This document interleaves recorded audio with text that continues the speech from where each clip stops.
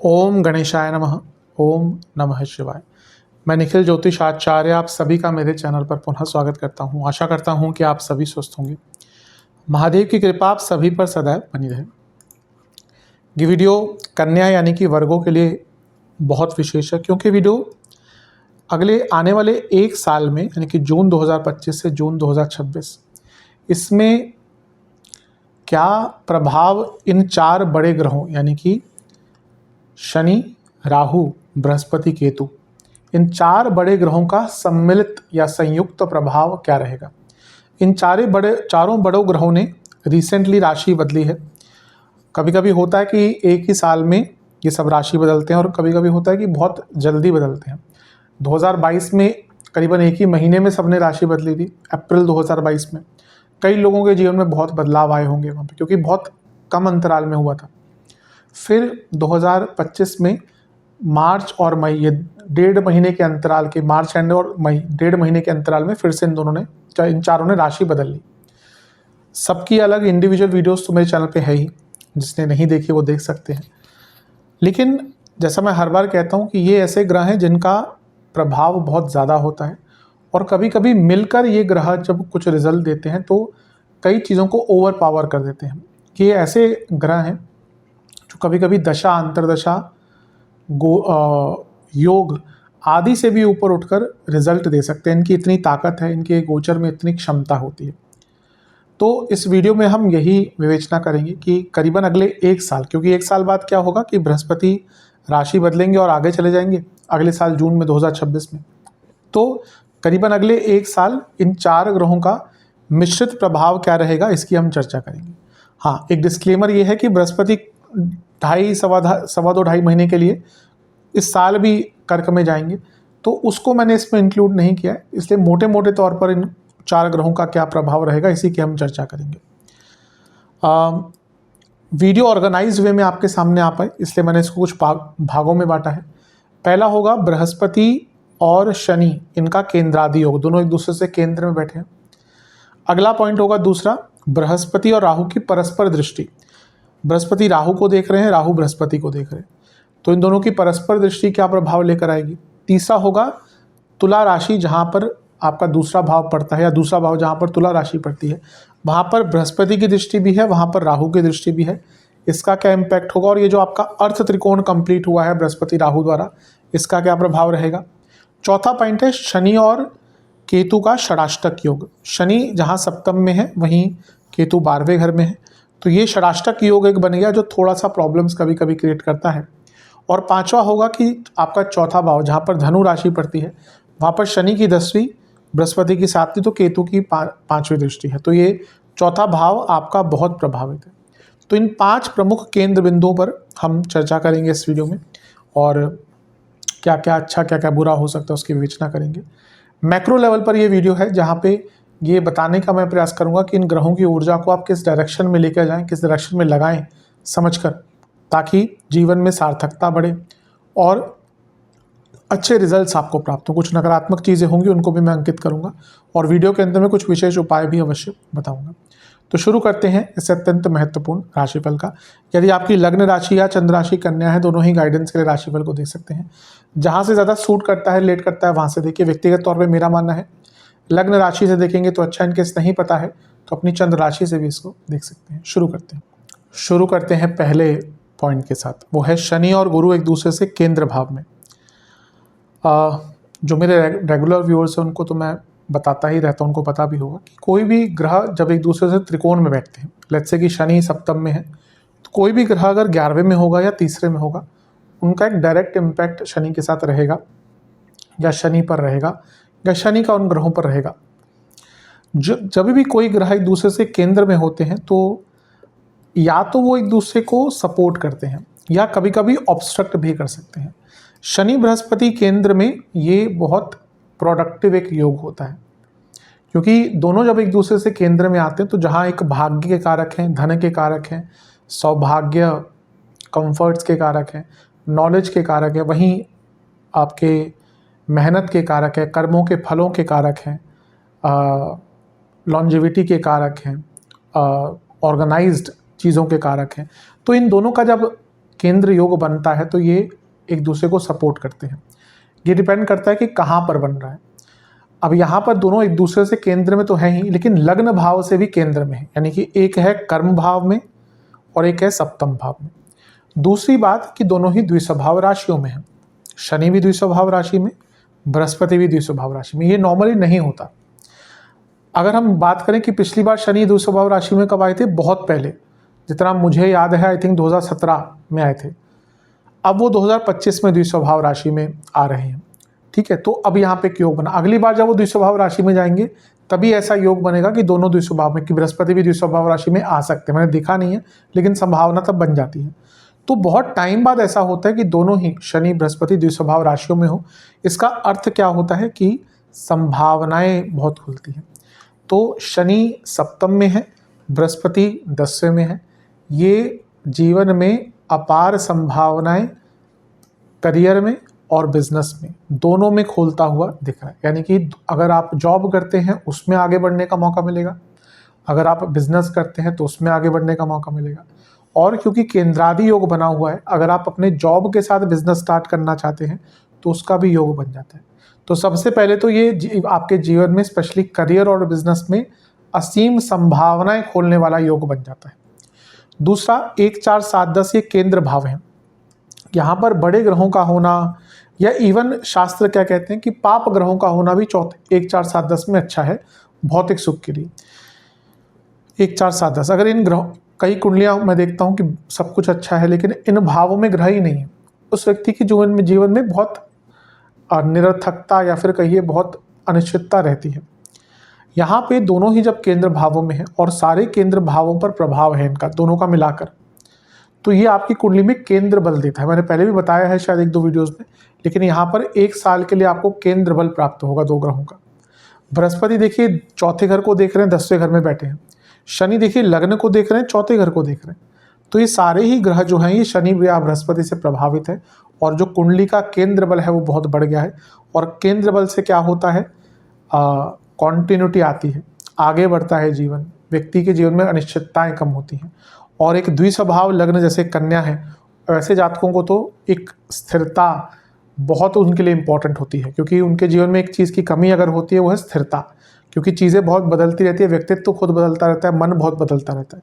तो यहाँ पर केंद्र बल आपको जब प्राप्त होगा तो आप देखेंगे जीवन में स्टेबिलिटी आएगी, कॉन्टिन्यूटी आएगी, प्रोडक्टिविटी आएगी। बृहस्पति कर्म भाव में है और शनि सूक्ष्म कर्म भाव में है। 10वें से 10वां सूक्ष्म कर्म भाव बनता है। बृहस्पति जब 10वें में आते हैं, क्योंकि वो खुद सप्तमेश है, अपने आप में वो आपके प्रमोशन के योग बनाते हैं, लेकिन इसके साथ ही जब 10वें से 10वें में शनि आ गए तो ये बहुत स्ट्रॉन्ग प्रमोशन का योग बनाते हैं। तो इससे 1 साल में ना केवल प्रमोशन होगी, क्योंकि केंद्रादि योग है, आपको नई रिस्पॉन्सिबिलिटीज़ दी जाएंगी, आपको नया काम दिया जाएगा, आप पर ज़्यादा भरोसा दिखाया जाएगा, आपको ऐसे रोल्स दिए जाएंगे जो करियर डिफाइनिंग हो, जो आपके बिजनेस को और करियर को बहुत आगे लेकर जाएंगे। तो करियर पर भी इसका बहुत अच्छा एक इम्पैक्ट पड़ता हुआ दिख रहा है।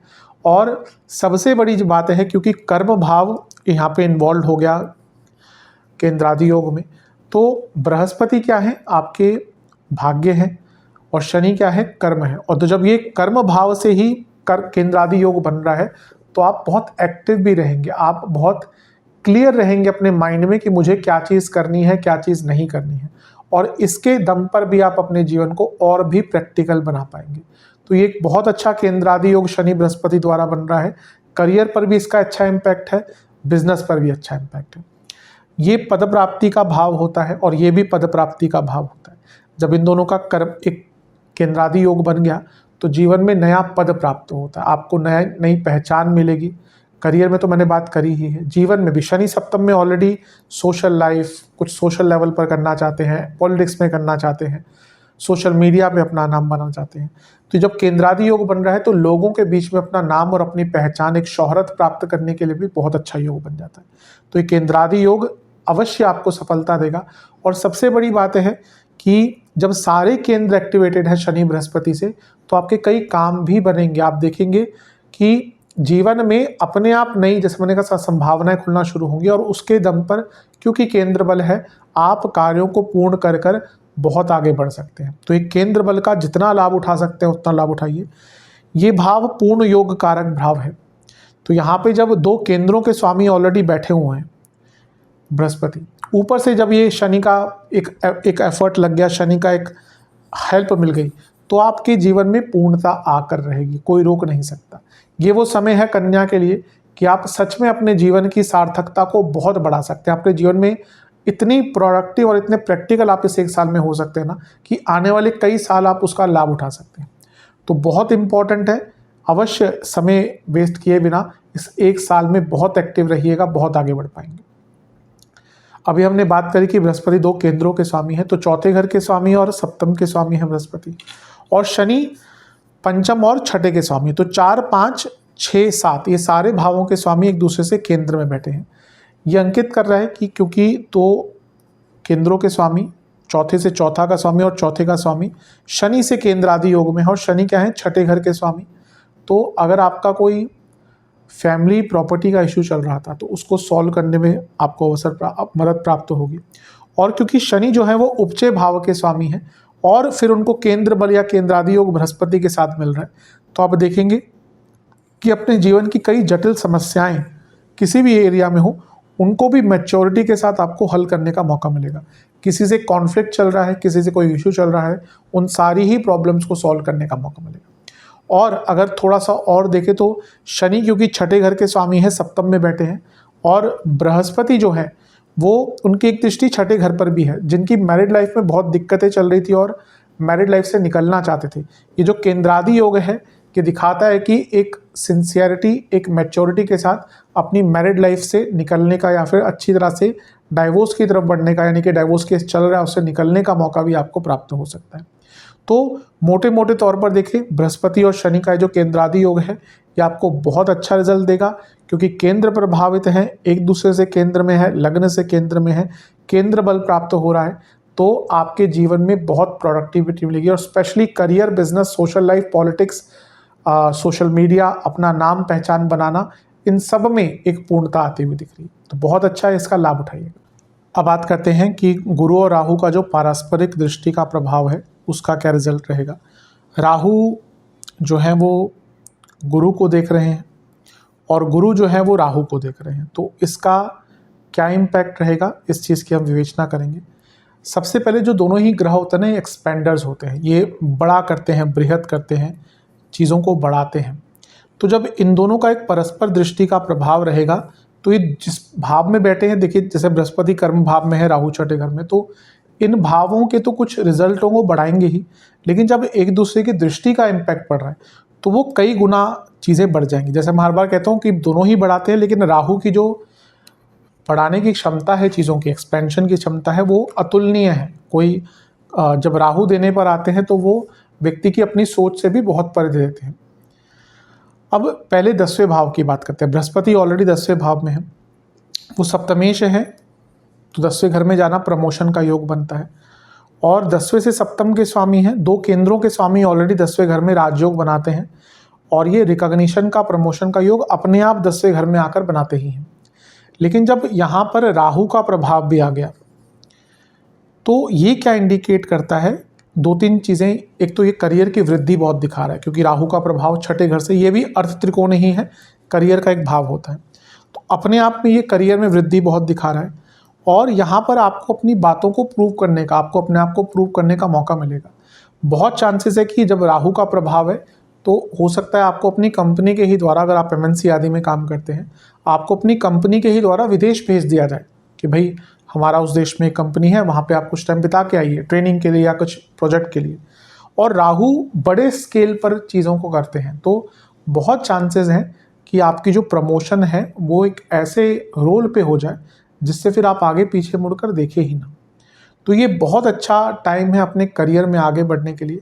बृहस्पति ऑलरेडी अच्छे रिजल्ट दे रहे हैं और राहु का प्रभाव उसको कई गुना बढ़ा देगा। छठे घर से राहु ऑलरेडी छठे घर के बहुत स्ट्रांग होते हैं, यानी कि आपको अगर लड़ना भी पड़े अपने प्रमोशन के लिए वो भी आप करेंगे, यहाँ पे आप पीछे नहीं हटेंगे और हटना भी नहीं चाहिए। देखिए दशा अंतरदशा अच्छी चल रही तो ऑलरेडी प्रमोशन हो जाएगा, कई लोगों का हो भी गया होगा। अगर दशा अंतरदशा अच्छी नहीं है तो कभी कभी ये हो सकता है कि आपको अपनी प्रमोशन के लिए लड़ना पड़े, यानी कि आपको अपना पॉइंट ऑफ व्यू रखना पड़े अपने एम्प्लॉयर के सामने, तो उससे एक भी हिचकेगा मत। अगर आपको लगता है कि आपने अच्छा काम किया है तो उसमें डरने की कोई बात नहीं, अपना पॉइंट ऑफ व्यू अवश्य सामने रखिएगा। इसके साथ ही ये कर्म स्थान भी है और बृहस्पति सप्तमेश है और चौथे घर के स्वामी भी हैं। तो सप्तमेश जब कर्म भाव में ऑलरेडी अच्छा है, राहु का प्रभाव यानी कि बिजनेस में विदेश से लाभ, बिजनेस में कुछ अलग करने का मौका, और क्योंकि चौथे भाव के स्वामी बृहस्पति भी यहाँ पर बैठे जिन पर राहु का प्रभाव है, यानी और छठे घर के राहु, यानी कि कोई प्रॉपर्टी का काम अटक रहा था, कोई लीगल इशू चल रहा था प्रॉपर्टी का, भी आपने प्रॉपर्टी लिए कोई केस चल रहा है, आप यूज़ ही नहीं कर पा रहे, या कोई टाइटल इशू हो गया, कोई और इशू हो गया, रजिस्ट्री नहीं हो पा रही, म्यूटेशन नहीं हो पा रही, तो अपने प्रॉपर्टी संबंधित लीगल कार्यों को भी यहाँ पर पूर्ण करने का मौका मिलेगा। और क्योंकि सप्तमेश है बृहस्पति और राहु का प्रभाव है, तो एक नई पहचान, फिर से कहूँगा, अगर आप इंटरनेट के माध्यम से, सोशल मीडिया के माध्यम से पॉपुलैरिटी गेन करना चाहते हैं तो ये टाइम बहुत अच्छा है, बहुत शुभ है, इसका लाभ उठाइएगा। इसके बाद अगर हम देखें तो छठे भाव पर बृहस्पति का प्रभाव है। यहाँ पे ऑलरेडी छठे घर में राहु हैं जो बहुत अच्छा रिजल्ट देते हैं। छठे घर के राहु बहुत श्रेष्ठ माने जाते हैं प्रॉब्लम्स को सॉल्व करने के लिए। और जब यहाँ ये अर्थ त्रिकोण भी है तो ये दिखा रहा है कि करियर में जो डिफ़िकल्टीज़ हैं उनसे निकल पाएंगे, अपने शत्रुओं पर, अपने कंपटीशन पर, कार्य क्षेत्र में बहुत हावी रह पाएंगे। तो मोटे मोटे तौर पर राहु बृहस्पति का ये जो परस्पर दृष्टि का योग है, क्योंकि ये कर्म भाव और छठे भाव पर है, ये स्पेशली जॉब में तो आपको बहुत अच्छा रिजल्ट देगा। और क्योंकि बृहस्पति सप्तमेश भी है तो जैसे मैंने बिजनेस की भी बात करी, बिजनेस में भी आगे बढ़ने के मौके मिलेंगे। ये भी उपचय भाव है, ये भी उपचय भाव है, तो दो उपचय भावों का परस्पर कनेक्शन, यानी कि प्रॉब्लम्स को सॉल्व करते हुए, अड़चनों से निकलते हुए, ऑब्स्टिकल्स को रौंदते हुए आप अपने जीवन में बहुत आगे बढ़ पाएंगे। कंपटीशन के लिए अच्छा है, स्टूडेंट्स के लिए बहुत अच्छा है, इंटरव्यूज़ के लिए बहुत अच्छा है, लीगल चीज़ों के लिए बहुत अच्छा है, अपने कॉम्पिटिटर्स को समझने के लिए बहुत अच्छा है, ऑफिस की परिस्थितियों को ओवरकम करके आगे बढ़ने के लिए बहुत अच्छा है।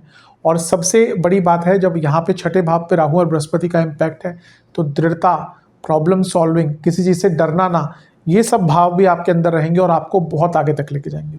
क्योंकि सप्तम से 12वां भाव है, फिर से कहूँगा कि जिनका प्रमोशन, जिनका डाइवोर्स का केस चल रहा था, नहीं ख़त्म हो रहा था, ये एक साल है, आप आराम से अपने म्यूचुअल बातें करके हो या किसी भी प्रकार से हो, ज़्यादा म्यूचुअल दिखाता है। राहु का प्रभाव है, कभी कभी ना व्यक्ति के अंदर वो भावना आती है कि नहीं मेरे को तो हराना है, लेकिन अगर यहाँ पे एक म्यूचुअल भावना आती है, या क्योंकि शनि भी लग्न को देख रहे हैं, तो अगर कोई डाइवोर्स केस आदि चल रहा था तो उसका अंत भी हो सकता है। छठे भाव में स्किल्स भी आती हैं, करियर की स्किल ज़्यादा आती हैं, तो अपने करियर को स्किलफुली भी अगर आपको आगे बढ़ाना है तो उसके लिए भी बहुत अच्छा योग है। तो मोटे मोटे तौर पर ये राहु बृहस्पति का प्रभाव सार्थकता, प्रैक्टिकलिटी, करियर में आगे, बिजनेस में आगे और लीगल चीज़ों में बहुत सफलता आपको दिला के जाएगा। अब बात करते हैं कि तुला राशि जो आपका दूसरा भाव है, वहाँ पर राहु की भी दृष्टि है 9वीं और बृहस्पति की भी दृष्टि है 5वीं, तो दूसरे भाव पर इन दोनों का प्रभाव है।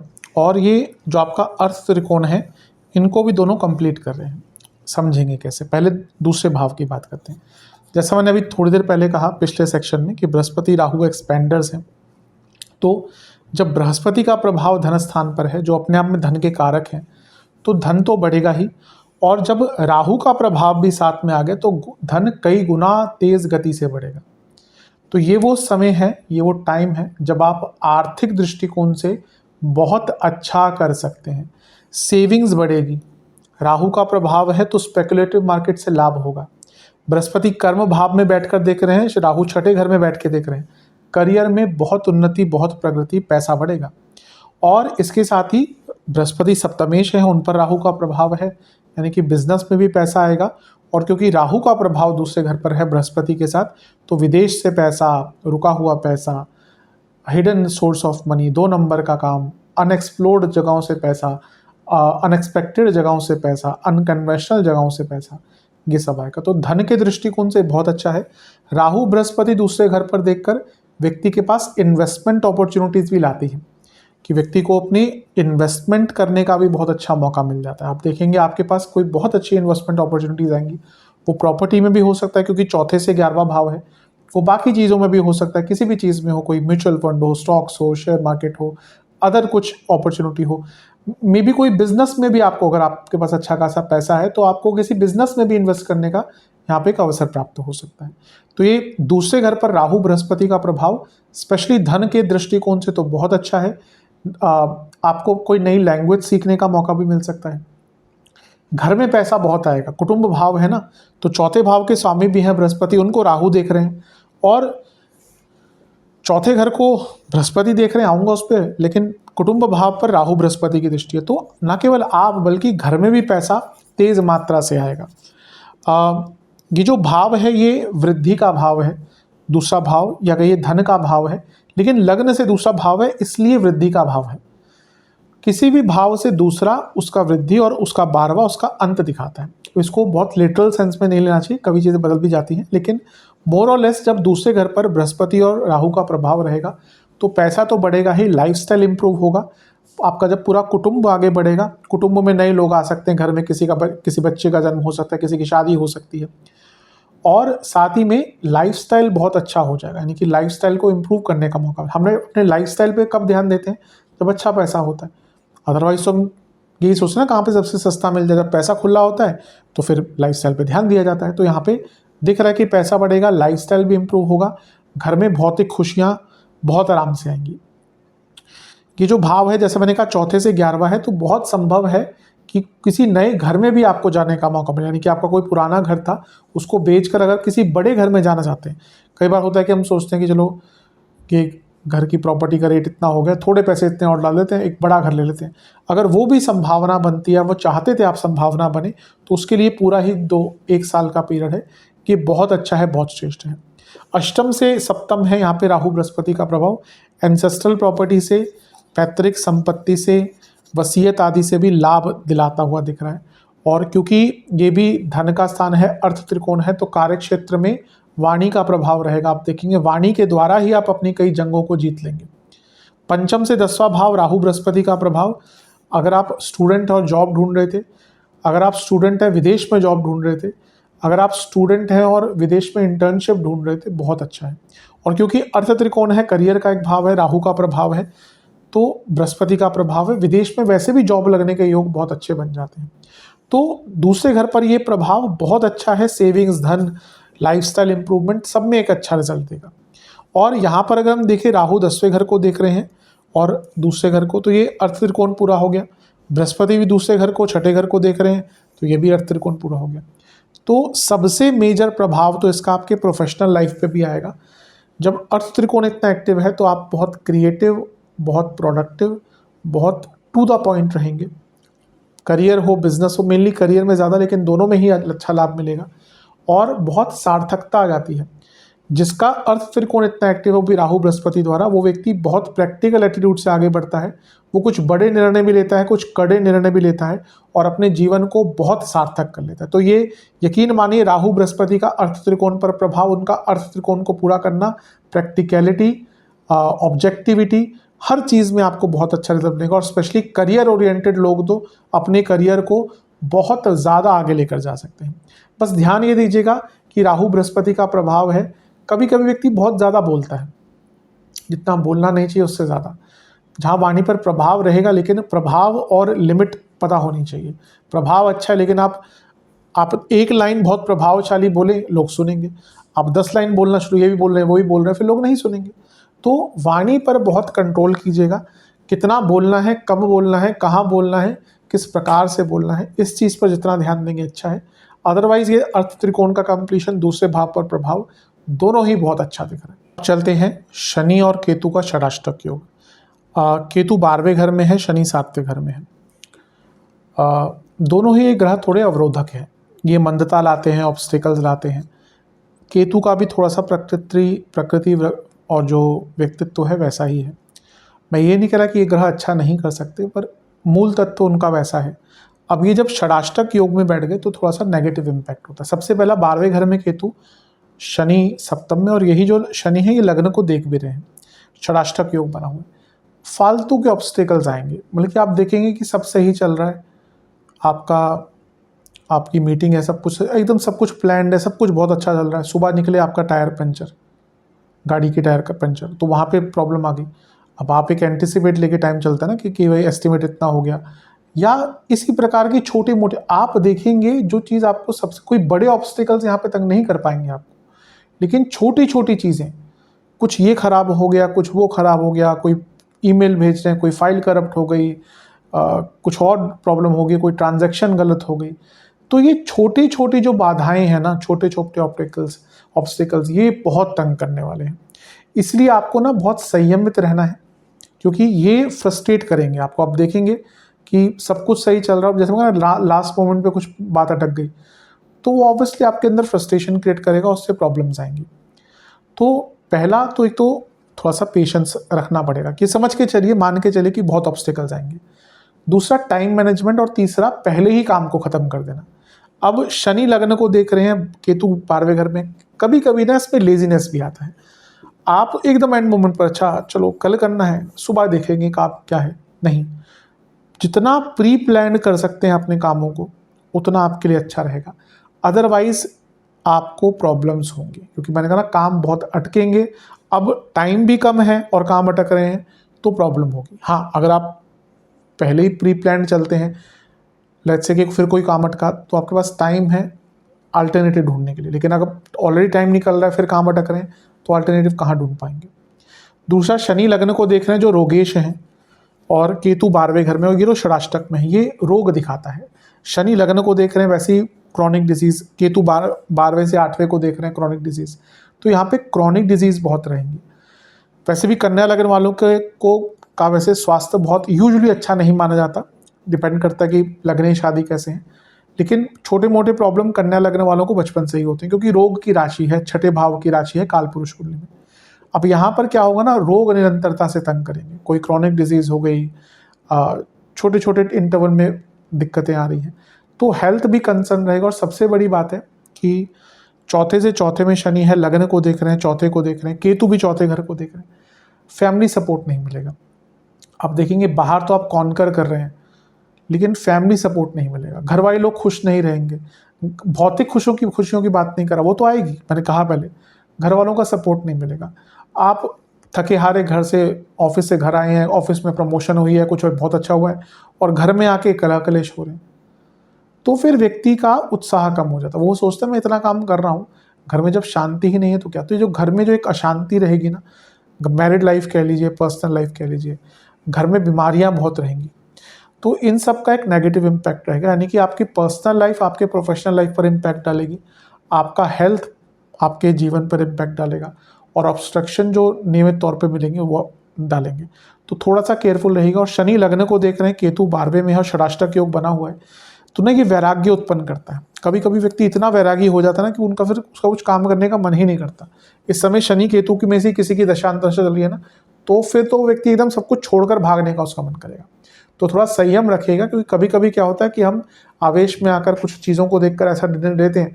कई लोग ऐसे छोड़ के ना कि मुझे जॉब नहीं करनी, छोड़ देते हैं, फिर पता चला 3 साल अगले जॉब ही नहीं मिली, फिर भाग रहे हैं इधर उधर। तो बहुत केयरफुल होकर अपने लाइफ की परिस्थितियों को देखकर ही ऐसे कोई निर्णय लीजिएगा। ये षडाष्टक योग थोड़ा सा कष्टकारी है। अब बात करते हैं शनि केतु गुरु, इन तीनों की दृष्टि चौथे भाव पर। पहले शनि और गुरु को लेते हैं, फिर केतु पर आएंगे। शनि की 10वीं दृष्टि, गुरु की 7वीं दृष्टि चौथे भाव पर है, जहाँ पर धनु राशि है। मैं इन दोनों के संयुक्त प्रभाव को हमेशा ही बहुत इम्पॉर्टेंट मानता हूँ, और मैं बताता भी आया हूँ। डबल ट्रांजिट थ्योरी है, कई शास्त्रियों ने, कई जो ज्योतिष के शास्त्री रहे हैं उन्होंने दी है, इस थ्योरी के बारे में बताया है। और किरण राव सर, उनका तो बहुत इसमें योगदान है। जब उन्होंने अपनी बुक्स लिखी थी, जब पढ़ाते थे वो जब स्टूडेंट्स को, तो इसका बहुत उपयोग करते थे। देखिए, बृहस्पति क्या है, वो भाग्य है, और शनि क्या है, कर्म है। ये दोनों चीज़ें बहुत चीज़ें गवर्न करते हैं। ज्योतिष में इन दोनों ग्रहों के अंदर सबसे ज़्यादा कारकत्व हैं, तो इनका संयुक्त प्रभाव किसी भी चीज़ को बहुत एक्टिवेट कर देता है। तो चौथा भाव बहुत एक्टिवेटेड है आपका। तो सबसे पहला क्या, प्रॉपर्टी खरीदना चाहते हैं, बहुत अच्छा योग है। वाहन खरीदना चाहते हैं, बहुत अच्छा योग है। बृहस्पति सप्तमेश है, शनि सप्तम से बैठकर देख रहे हैं, क्या इंडिकेशन है कि बिजनेस में बहुत आगे बढ़ेंगे। सप्तम से 10वें भाव पर दृष्टि है, यानी कि बिजनेस में कॉन्टिन्यूटी, नया काम, नई पहचान, लेकिन इसके साथ ही चौथे भाव के स्वामी भी हैं बृहस्पति, सातवें भाव फैमिली, बिजनेस, और इस भाव को शनि बृहस्पति दोनों देख रहे हैं। यानी कि आप अपनी फैमिली के साथ मिलकर कोई बिजनेस स्टार्ट करना चाहते हैं, उसके लिए भी बहुत अच्छा योग है। यहाँ पर चौथे घर पर शनि की दृष्टि है जो पंचम के स्वामी है, यानी कि चौथे से दूसरा, और बृहस्पति की दृष्टि है जो खुद चौथे घर के स्वामी है और चौथे से लाभ को देख रहे हैं। घर का लाभ होगा, यानी कि घर में पैसा भी आएगा। बड़ा घर, मैंने पहले भी अभी बताया था, वहाँ पे भी एक योग बन रहा था राहु बृहस्पति में।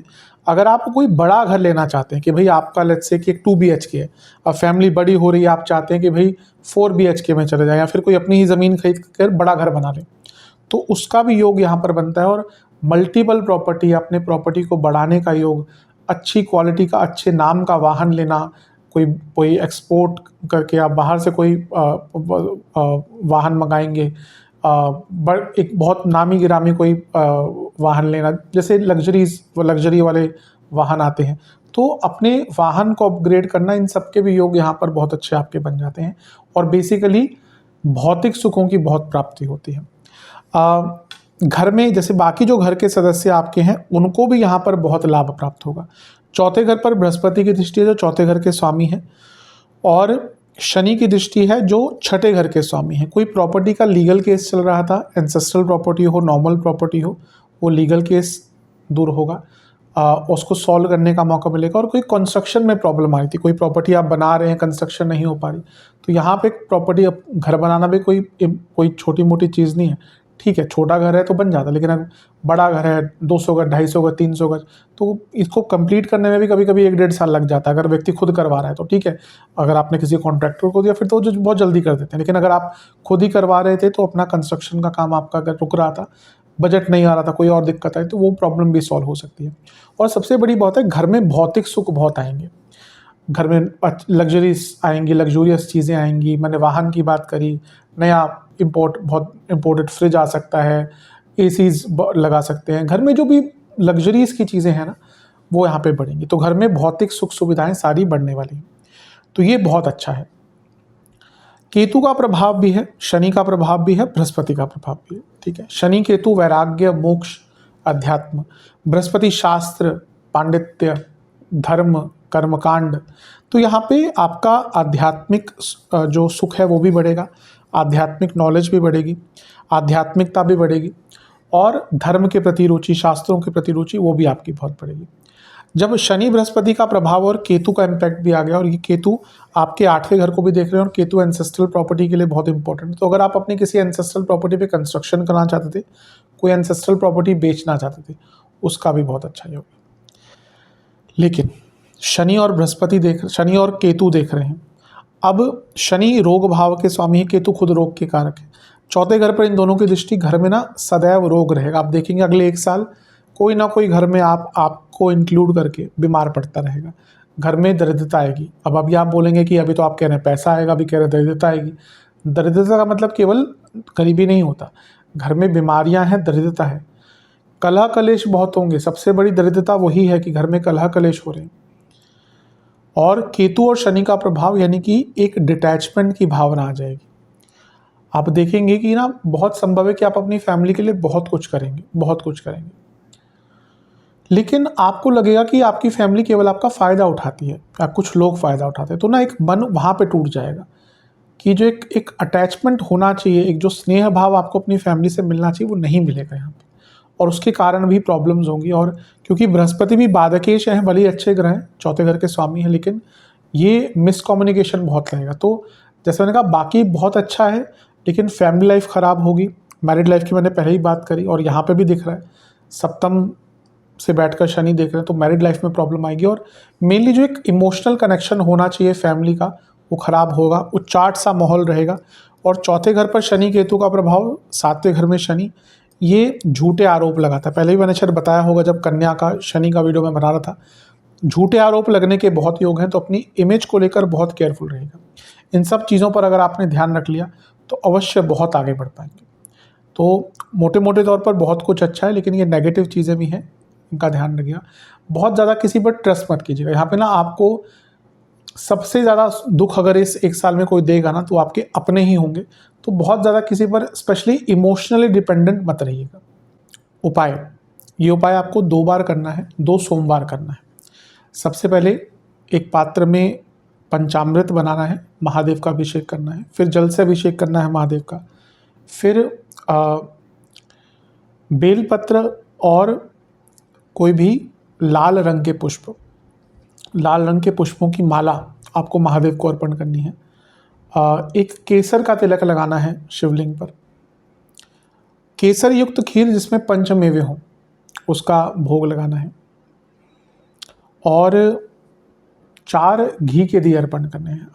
हर घी के दिए में कुछ होना चाहिए। क्या?